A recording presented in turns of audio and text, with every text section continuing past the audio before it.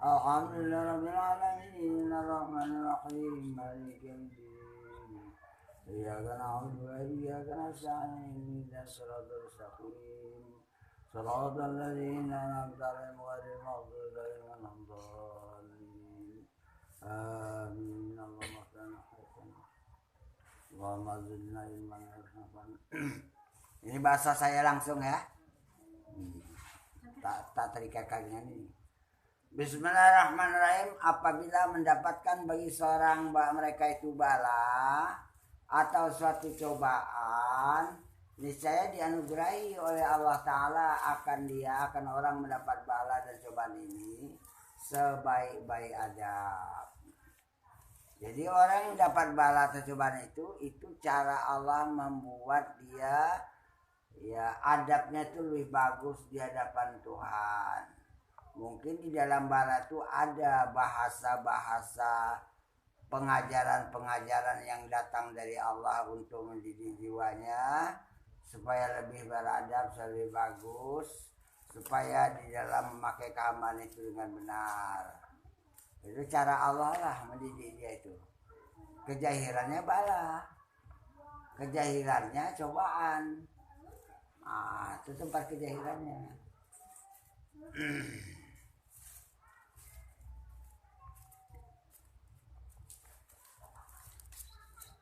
Tiada menzahirkan mereka itu daripadanya melainkan barang yang muafakat, barang yang bersesuaian dengan dia oleh iradatul haq. Jadi tidak dinampakkan ini, tidak dijarkan oleh Allah. Kalaupun Allah nanti mendidik dia itu yang dimaui oleh Allah, itu yang terjadi pada diri orang ini. Artinya dikehendaki oleh Allah. Tentu yang dikehendaki oleh Allah itu tidak ada yang tak bagus. Berarti membuat bagus hamba, membuat beradab, membuat ihsan, dan mungkin saja batinnya dibukakan hijab. Semoga hamba ini dapat memandang hadirat Allah. Dan murad dan yang dimaksudkan dan yang dikehendaki oleh Allah Ta'ala daripada segala hambanya itu, tujuannya itu adalah untuk menzahirkan hajatnya. Supaya hamba ini bertawad harap, minta tolong, menyatakan keperluan kepada Allah, serta melazimkan iktirar. Supaya hamba ini senantiasa tidak ada jalan lain melainkan aku harus bertumpu kepada Allah. Itu namanya iktirar. Tak ada tempat lain melainkan aku hanya bertumpu kepada Allah semata-mata. Itu namanya iktirar.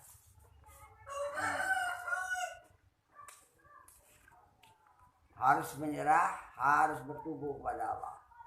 Dan demikian itu adalah suatu cabang daripada beberapa cabang ma'rifat. Karena bahasanya barang siapa mengetahui akan dia, niscaya lazimlah, niscaya wajiblah pintu Allah itu, ya pintu Allah itu terbuka, pengenalan yang terbuka, dan orang yang mendapat bala ini berkehendak kepadanya, kepada Allah, dan berkehendak kepada anugerah Allah yang dibukakan pintu hijab itu. Dan barang siapa berkehendak kepadanya, niscaya lazimlah iktirar. Siapa yang bertawad hajat kepada Allah, maka disitulah terpakai dengan secara pasti, yaitu iktirar kepada Tuhannya. Aku tempat tumpuanku, nggak ada lain cuman Allah. Allah telah mengatur diriku, Allah telah menetapkan diriku, Allah telah memperlakukan segala kehidupanku. Udah, aku menyerah habis. Sebenarnya yang kayak gini kalau dikaji, ini belum sampai betul orangnya kepada Allah. Itu pula dia masih dilatih oleh Allah, masih dididik oleh Allah, supaya orang ini betul-betul sampai kepada Allah. Kalau orang udah sampai kepada Allah, tidak ada kayak gini lagi. Dia udah pasrah habis, wujudnya aku nggak ada, badan itu dia diambil alih semata-mata oleh Allah. Ya terserah Allah mau dibikin gimana badanku itu. Nggak ada lagi rasa iktirar, nggak ada lagi rasa harap, nggak ada rasa takut, nggak ada. Nah, dia macam mana diupayakan? Jangan aku memandang alam, jangan aku memandang makhluk, jangan aku memandang diriku penghabisan, jangan aku merasa ada untukku di alam dunia ini. Nah, itu pemakaiannya. Tidak ada istilah itirar lagi. Maka karena itu itirar ini masih dalam perjalanan. Didikan Allah supaya orang sampai.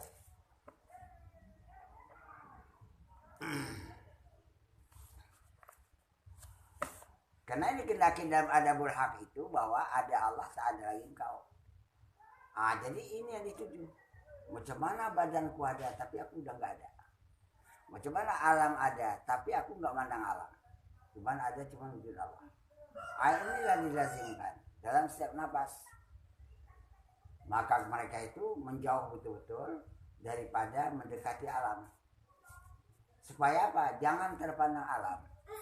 Mereka menjauh betul-betul daripada makhluk.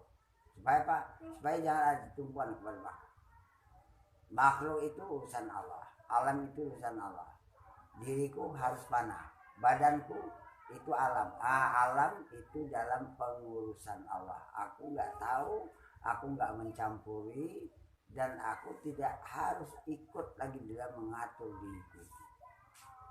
Ini pengalaman ditempuh oleh orang-orang yang sudah sampai. Maka diupayakan mereka itu jangan punya wujud lagi. Kita teruskan ya. Tapi tinggal memakainya inilah paling lama nih. Saya udah bilang kemarin hari Jumat. Ini pemakaian ini Pak, matangnya 40 tahun. 40 tahun baru matang. Sebelum 40 tahun belum matang. 40 tahun tuh kapan saja dia udah enak, nggak tempat-tempat lagi dia. Nggak tempat-tempat harus memandang, nggak tempat-tempat harus panah, nggak lagi. Udah Allah aja senantiasa ada. Tapi latihannya tiap hari. Pemakaian nilai bertuhan tuh dia tiap hari. 40 tahun yang saya perhatikan lah, ini pengalaman ya, pengalaman dalam kita alami ya. Itu 40 tahun berjumpa. Bayangkan itu. Kalau tidak belum, tetap juga akunya timbul.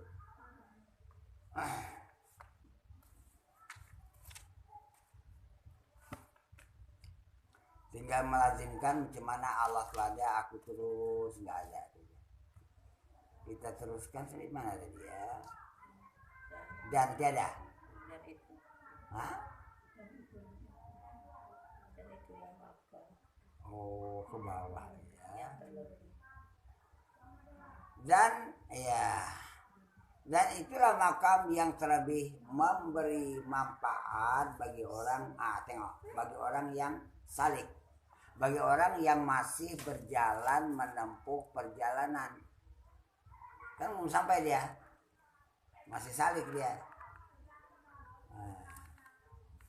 Maka jikalau ada engkau daripada orang yang ahli suluk, maka jikalau ada engkau itu orang yang masih dalam perjalanan, maka lazimkan, maka wajibkan olehmu demikian itu. Wajib apa? Itirar. Supaya melazimkan itirar, melazimkan bertumpu langsung kepada Allah, jangan kepada yang lain lagi. Karena bahwasanya ma talaba minka syai'un misl itirari wala asra'u bil mawahibi ilaika mislul qillati wal iftikari. Tiada dituntut, tiada minta bagimu suatu daripada Allah dan tiada daripada lainnya seperti sifat itirar. Ini yang minta, macam mana kau itu bertumpu kepada Allah, menyandarkan segala sesuatu kepada Allah, biar yang dirimu itu diurus oleh Allah pada zahir dan batin. Lepaskan terus. Terus kita mengambil alih lagi. Itulah dilazimkan, dibiasakan, dilatih. Tiap-tiap hari, tiap-tiap jam. Supaya kita tuh nilai bertuhan itu terbawa. Dan tiada yang lebih menyegerakan, tiada lebih melekaskan akan segala pemberian Allah kepadamu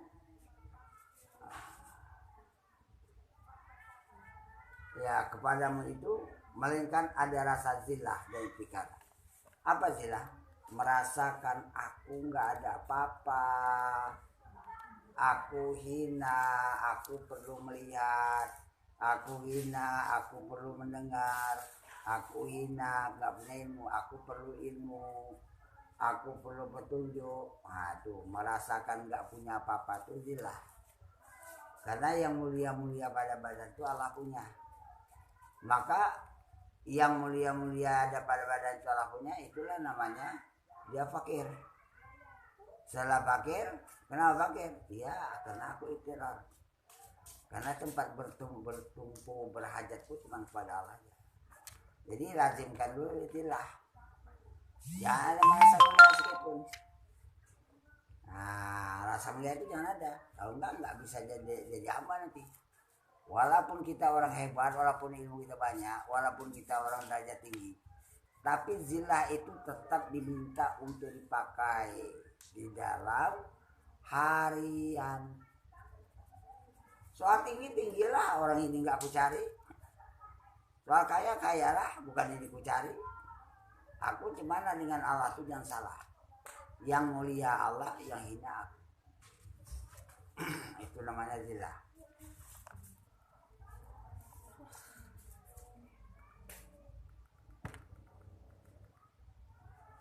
Ini bahasa-bahasa Arab dia masuk kemari juga.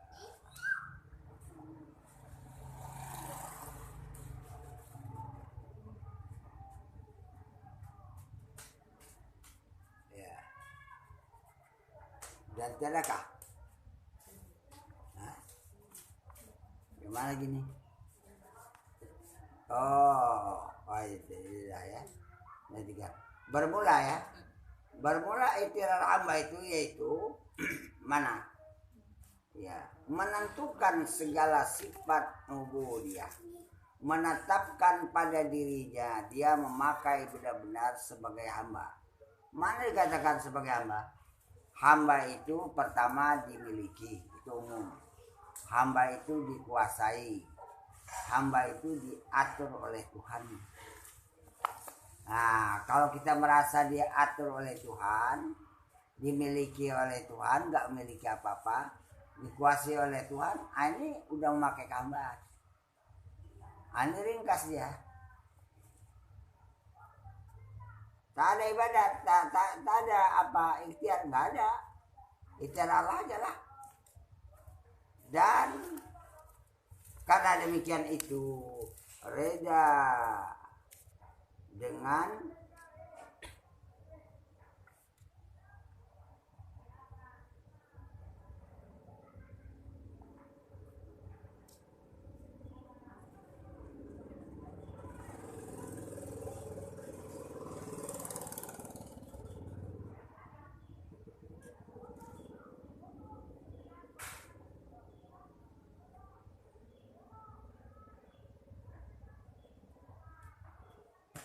apa?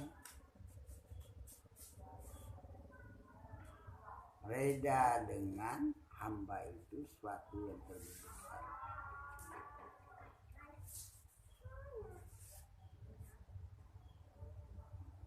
Nggak jelas. Ya kan, nggak jelas.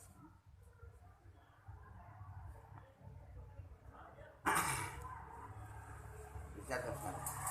Dan kata Abu Muhammad Abdullah bin Manazil radhiyallahu an, apa katanya? Bermula ubudiyah itu, bermula memakai hambaan itu, yaitu rujuk dalam tiap-tiap suatu kepada Allah Ta'ala atas haddul itiraf. Artinya yang dimaksud dengan hamba itu mengembalikan segala urusan kita itu kepada Allah dalam batasan itirar. Ini sampai ke itirar atau belum? Nah, kalau belum sampai kepada itirar, belum sampai kepada had itirar. Had itu batasan. Kau betul-betul bertumpu, kau lepaskan badanmu itu, dirimu. Maka karena itu kata itirar di pendapat lain, siapa yang sudah melepaskan dirinya tidak ada af'alnya lagi, melainkan apa Allah yang berlaku pada dirinya, dia sudah memakai iktirar. Berarti di sini sudah masuk tidak apal. Sebelum dia sampai kepada tidak apal, belum ada pemakaian iktirar. Tapi kalau sudah sampai terbiasa dalam tidak apal, berarti iktirar itu sudah termasuk, sudah terpakai sendiri. Nah, ini yang dituntut daripadanya itu, daripada hamba. Dan bahwa tiada menyangka hamba itu daripada dirinya ada sesuatu daripada haula dan ada daripada kuwata. Nah, jadi jangan ada hamba itu merasa dirinya punya haula dan punya kuwata. Dan tidak melihat bagi dirinya ada sesuatu daripada segala asbab. Nah, jangan dirinya itu memandang, wah ini kena aku gini, kena aku gini. Karena aku gini, itu memandang dirinya asbab. Memandang dirinya buat sebab. Itu enggak iktirar, itu enggak bertuhan. Jangan ada sebab. Yang membuat sebab pada diri itu adalah Allah sendiri. Nah, jadi sedangkan kita itu melaksanakan yang ditetapkan. Harus melalui sebab ini. Tatkala badan kita melakukan satu sebab, nah jangan kita nilai, wah karena aku bikin begini maka jadi begini. Ah, jadi terpandang kita membuat sebab. Kalau bakal membuat sebab berarti kita sudah terpisah, terkeluar daripada iktirar. Itu dia. Berarti nggak bertuhan lagi. Padahal dalam keadaan berpegang atasnya atas Allah atau bersandar kepadanya, bersandar kepada Allah Ta'ala. Itulah dikatakan bertumpu, itulah iktirar.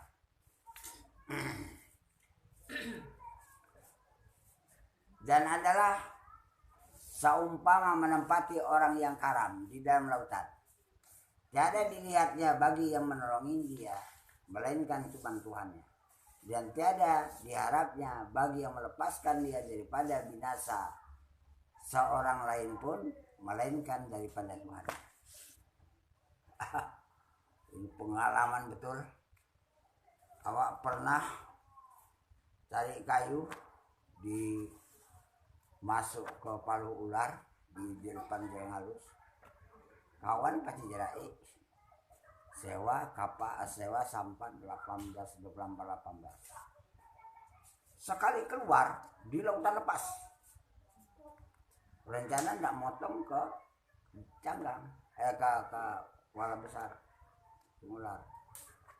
Disitulah nggak mungkin balik karena air deras sekali surut. Makin ke tebing dia makin besar ombaknya ke tengah. Di situ saya tengok pancang yang ada di jaring halus itu melawan ombak dan arus deras supaya jangan hanyut. Lebih kurang 1 jam melawan berdayung. Sampai dekat maghrib baru air itu agak tenang. Disitulah iktirar itu terpakai. Ya Allah, ini tidak ada lain. Asal tergoyang sedikit, rob air. Maka padat. Asal goyang sedikit, rob air. Jadi kita nggak memotong ombak itu dengan lempang, harus miring. Orang kita bawa nggak pandai berenang. Dua pikiran apa? Menyelamatkan dia. Jangan karam lagi. Tapi itu memang udah ada ngaji, udah hulu. Ngaji nih menyerah habis tuh memang udah disitulah tempat menyerah habis. Itulah iktirar. Rupanya tertolong. Udah habis mulai tenang, bisa sampai ke masuk ke kuala besar, agak sungai lah, tidak laut lepas. Kapar lawan di atas kayu tadi. Kapar. Hah? Lemas. Ini enggak, yang kita bawa enggak pandai berdayung, enggak pandai berenang, enggak pandai berdayung. Situlah dia mengatakan ini iktirar. Jadi karena itu iktirar itu harus diuji dalam kehidupan, bukan hanya sekedar kaji. Memang diuji dalam iktirar. Nyawa taruhannya dan tanggung jawab yang kita pegang tuh.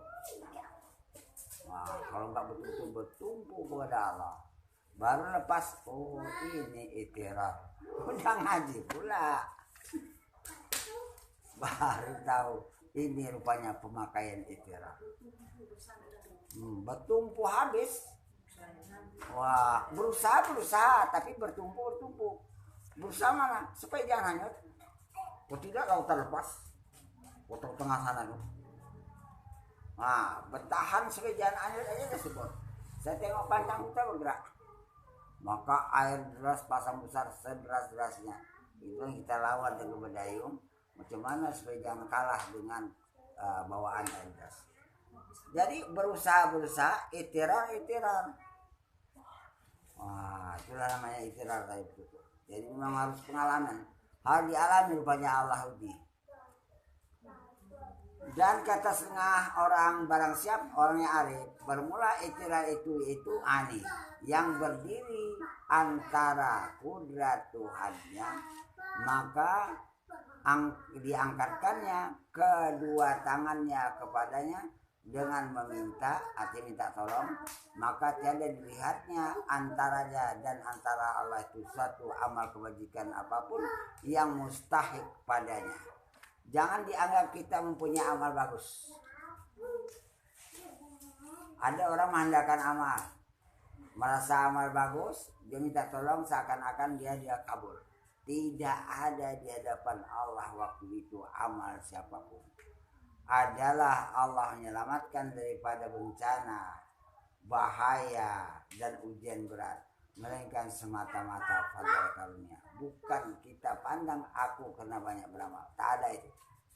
Wah, sudah pula ya. Tiada mustahil.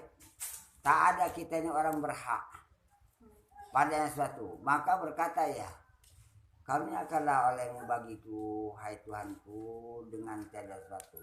Maksudnya dengan tidak ada sebab satu. Semata-mata engkau beri baru aku dapat. Kalau tidak engkau beri maka tidak ada. Dan zilah dan intikar, merasa hina di hadapan Tuhan dan berhajat sepenuhnya kepada Tuhan itu. Itu dua pekerjaan yang wajib ia baginya. Dan keduanya itu adalah mewajibkan, membawa secara pasti ia bagi menyegerakan mendapatkan karunia hak ta'ala kepada hambanya yang bersifat dengan keduanya. Selama hamba bersifat dengan zilah dan itikar, maka pertolongan Allah dapat. Habis itu. Sekali ya.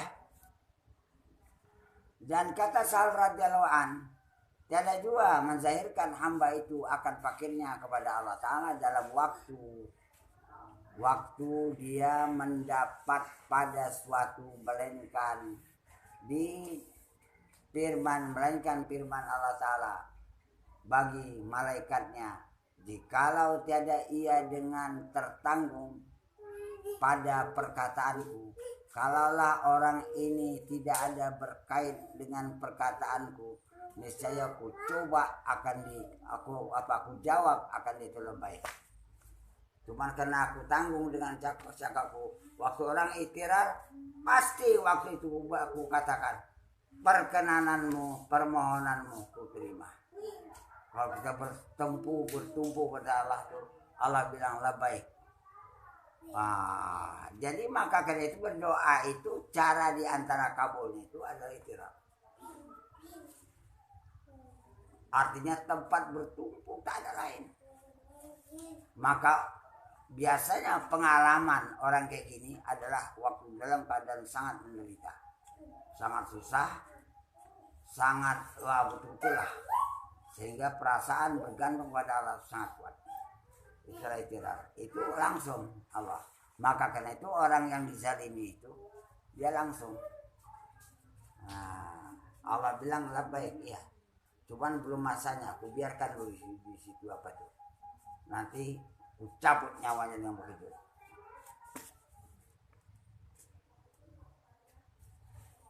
Maka adalah alamatnya fakir kepada Allah Ta'ala itu tiada dilihat baginya wujud. Wah, ini tertinggi. Ini tertinggi pakaian ikrar, sehabis-habis ikrar dia memandang bagi Allah itu cuman Allah berwujud, aku enggak ada wujudku. Alam dan wujud segala alam itu di dalam pengaturan Allah yang esa, yang punya wujud cuma satu, dan tiada ijad serta Allah Ta'ala. Tak ada aku membuat suatu perkara apa saja, melainkan cuman Allah sendiri yang menjadikannya. Itu namanya tidak ada ijad. Nah, sekian aja barangkali. Ya sudah. Ya, Assalamualaikum warahmatullahi wabarakatuh.